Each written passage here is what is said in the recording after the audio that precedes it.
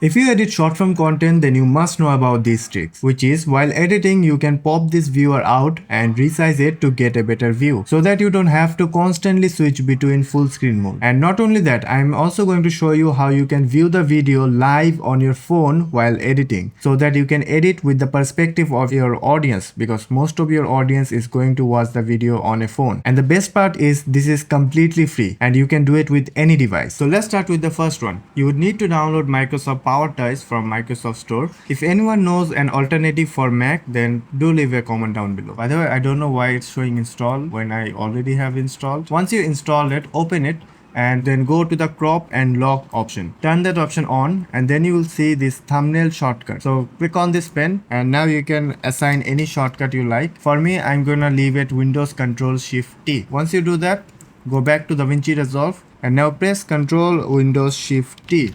This will turn your mouse pointer into a plus sign. Then just click and drag and select this viewer. And when you release it, it will give you a pop-up. And now you can resize it just like that. And this both viewer is connected. So if I move this timeline, you can see both viewers is connected. So this is very convenient to have a viewer on the side while editing a short form content. Now another thing, if you minimize this viewer and then open it again, and now if you click on DaVinci Resolve, this window will go behind DaVinci Resolve. Now to solve this, you can again go to the Microsoft Power Toys and from here go to always on top. Just enable that option and assign a shortcut. For me it is Windows T. Now if I grab this viewer and press Ctrl T, now it will always stay on top no matter what app is in front of you. If I open OBS, you can see it is above the OBS. Hi there, I just realized that I didn't mention what layout you should be using. So first, if you are importing stuff, then you can just click on this icon, then it will take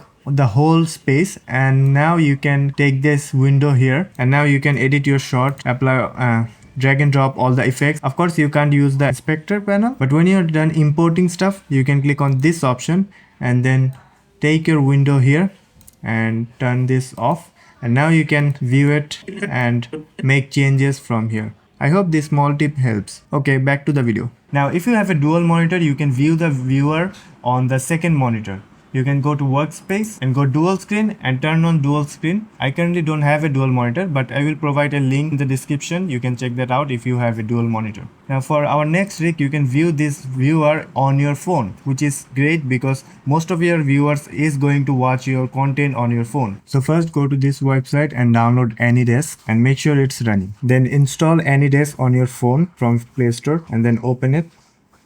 Let me use my speaker as a stand. Now if you're connected with the same Wi-Fi, you will immediately get your device here. So I'm gonna click on it and in my PC I will get this pop-up. From here just select screen sharing and then accept.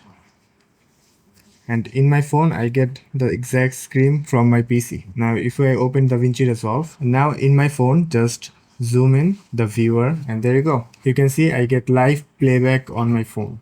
So this is the easiest workaround I found. There's another way. If you have an iPhone, then you can download DaVinci Remote Monitor app, and by using Blackmagic Cloud account, which is I think free, you can monitor your viewer in your phone. But I think it only works if you have DaVinci Resolve Studio version. But AnyDesk will work on any platform and it's free.